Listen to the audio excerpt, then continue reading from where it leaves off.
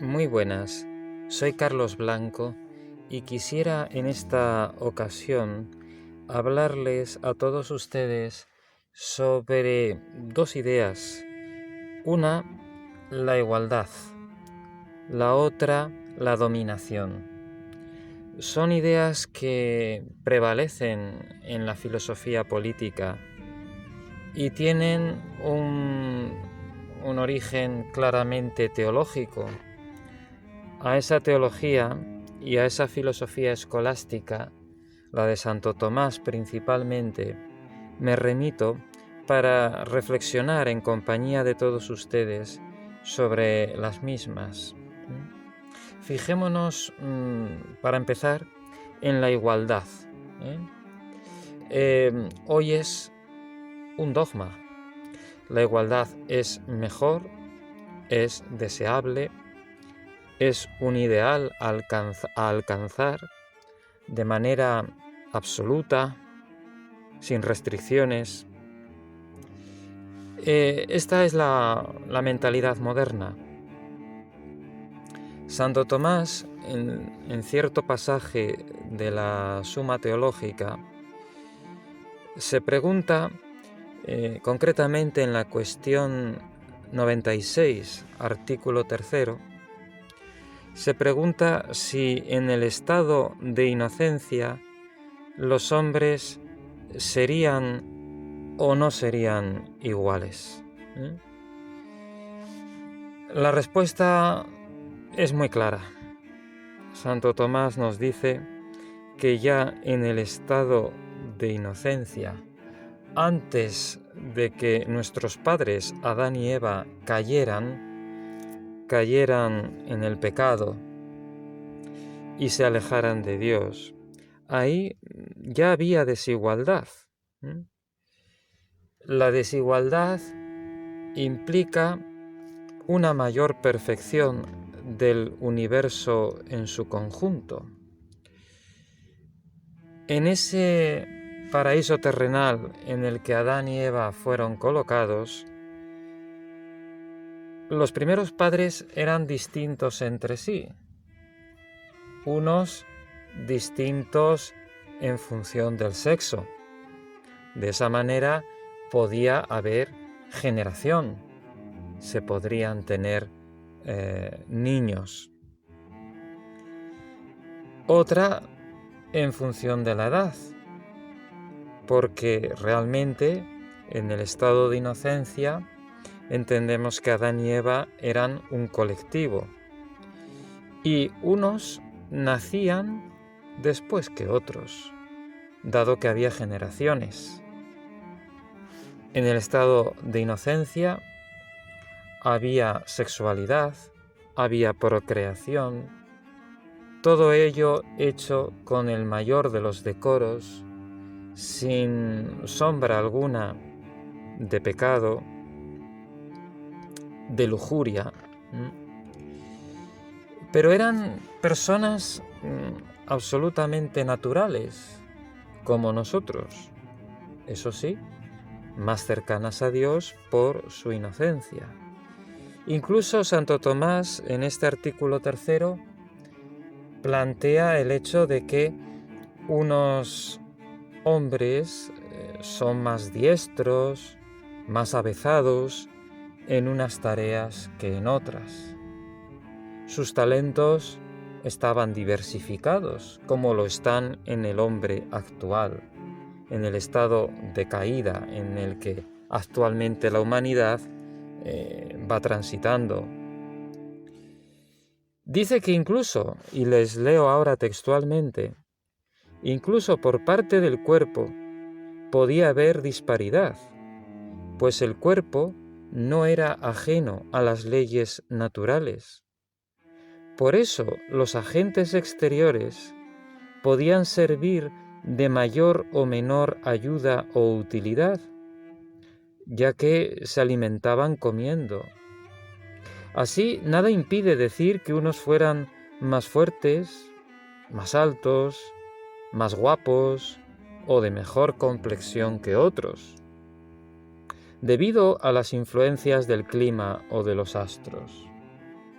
nosotros hoy diríamos debido a distintos factores naturales, ¿no? Como el medio ambiente, la lotería genética, etcétera, etcétera. Sin embargo, en los que eran superados por otros, no había ningún defecto ni pecado en el alma ni en el cuerpo. Es decir, que en ese paraíso terrenal, en ese estado de inocencia, quienes fueran inferiores a otros no era ni por defecto ni por pecado.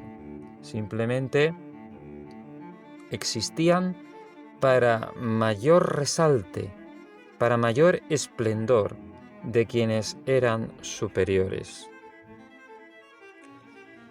En la respuesta a las objeciones, en este artículo y en esta cuestión tan interesante del Tratado del Hombre, de la Suma Teológica en la primera parte, en la respuesta digo,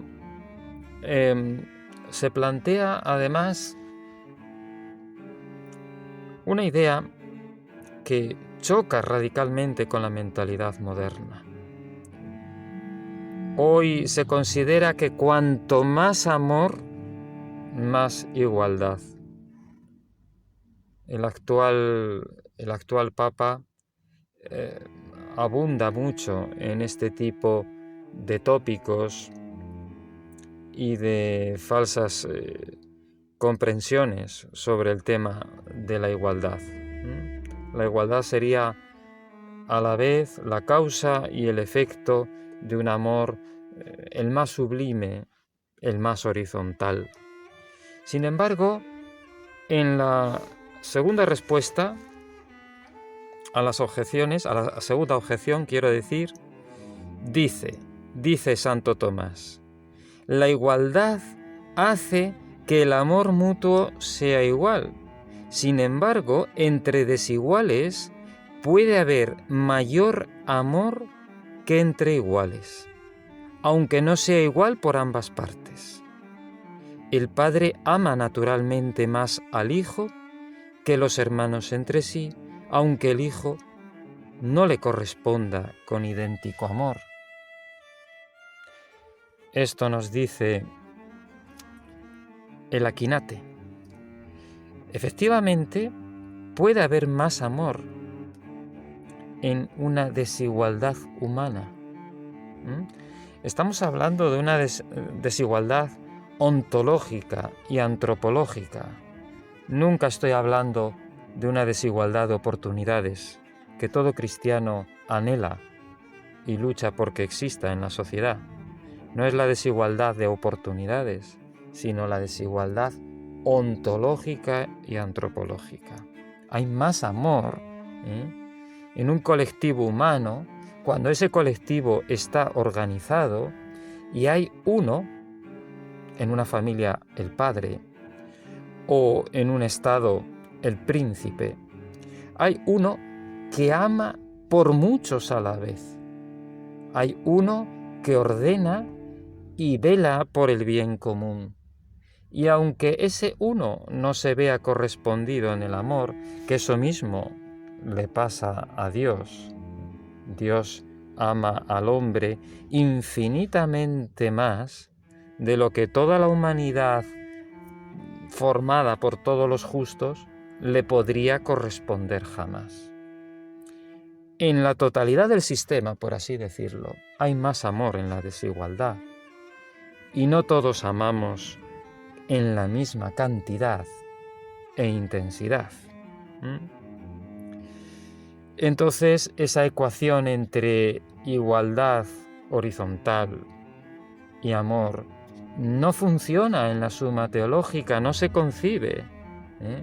Esas son las boberías de la mentalidad moderna. En la respuesta a la tercera objeción, dice Tomás, la causa de la desigualdad podría venir de parte de Dios no porque a unos castigase y a otros premiase, sino porque a unos los haría más sublimes que a otros, para que así resplandeciera más la belleza del orden entre los hombres.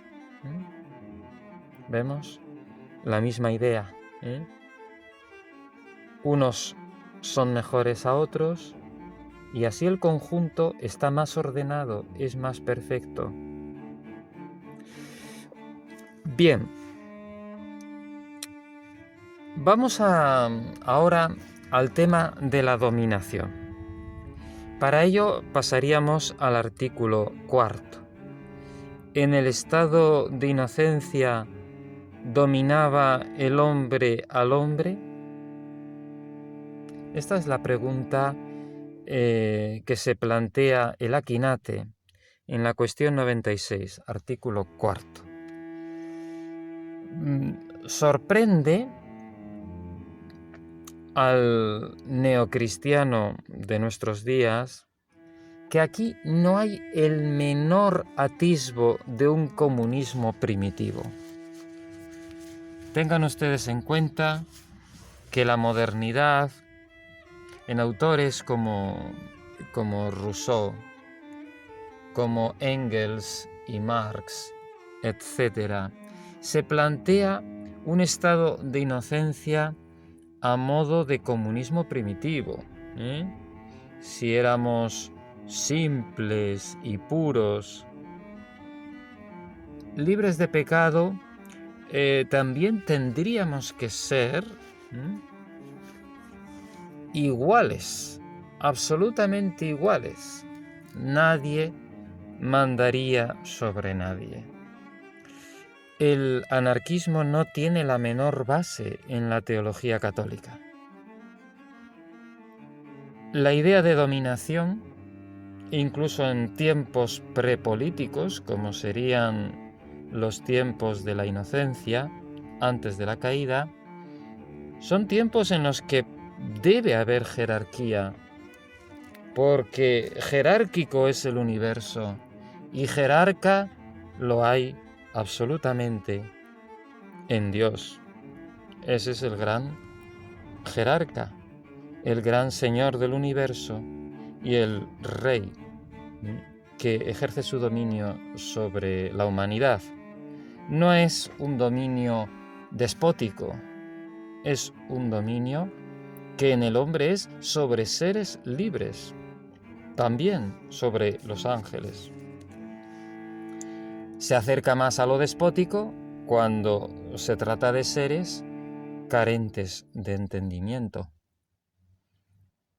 Pero en el hombre es un dominio amoroso y en absoluto despótico. En la solución, Santo Tomás nos plantea que hay dos sentidos de la palabra dominación.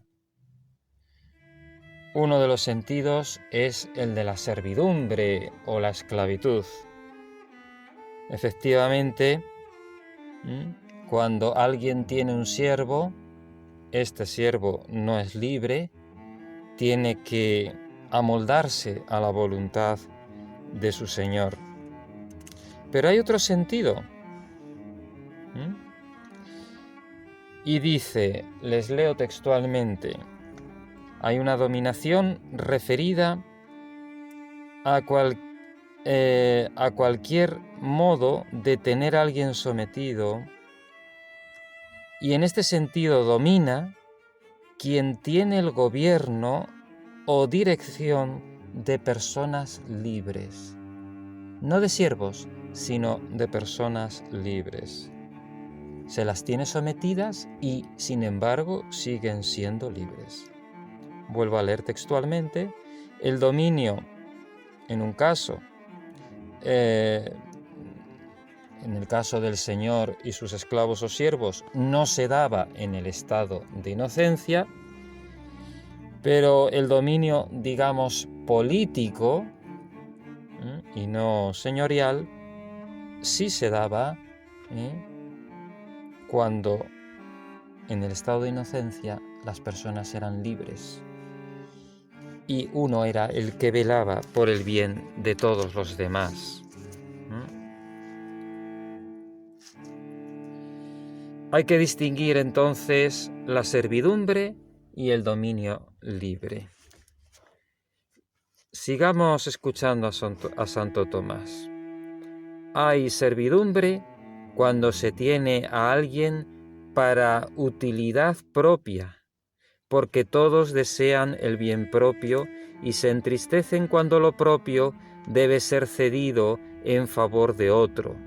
Este dominio conlleva la aflicción en los sometidos.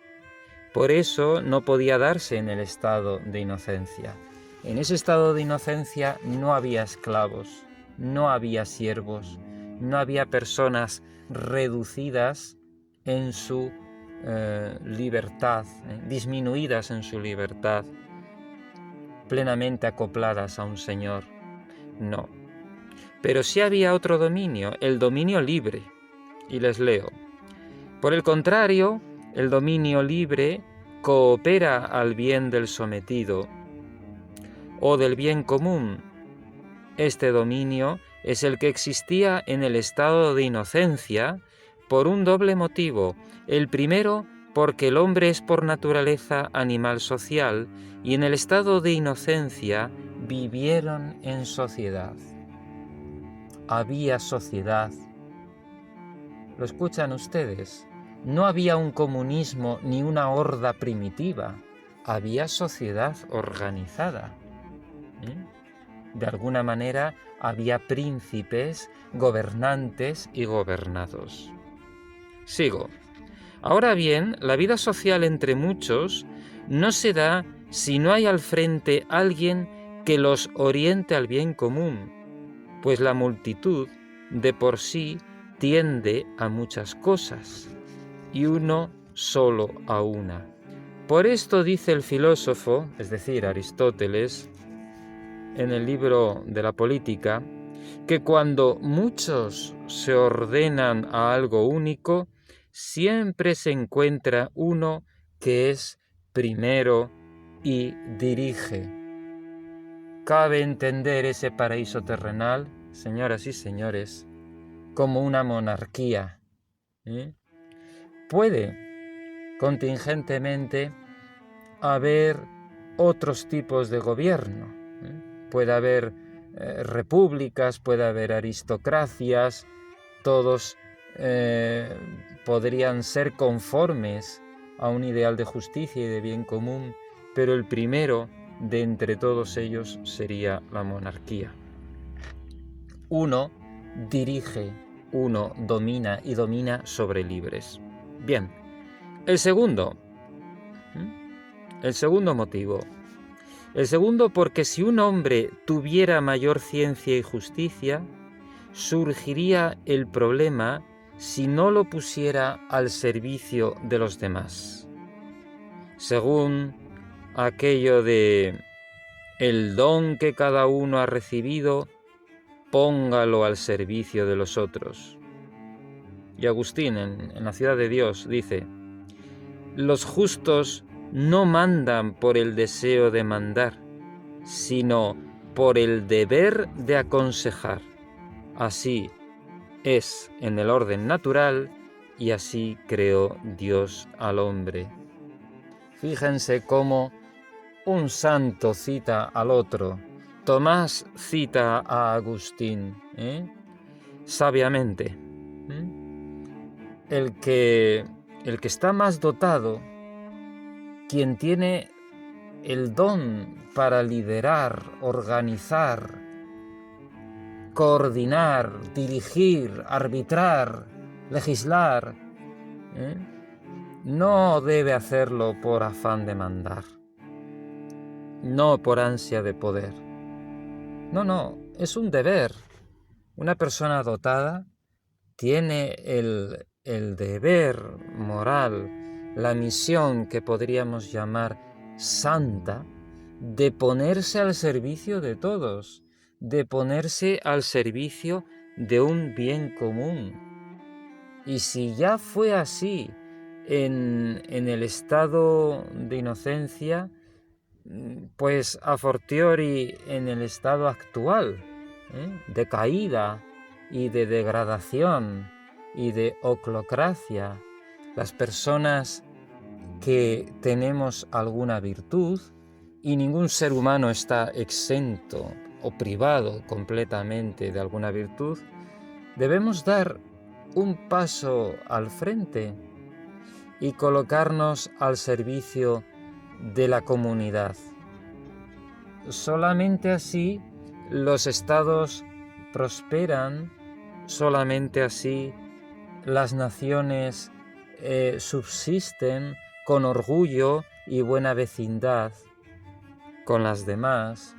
Solamente así la sociedad es un medio para que las personas, no la ciudadanía como tanto se dice ahora, las personas, esos seres libres y dotados de razón y de alma inmortal, puedan desarrollarse, puedan cumplir los proyectos humanos y al final cumplir también con el designio divino.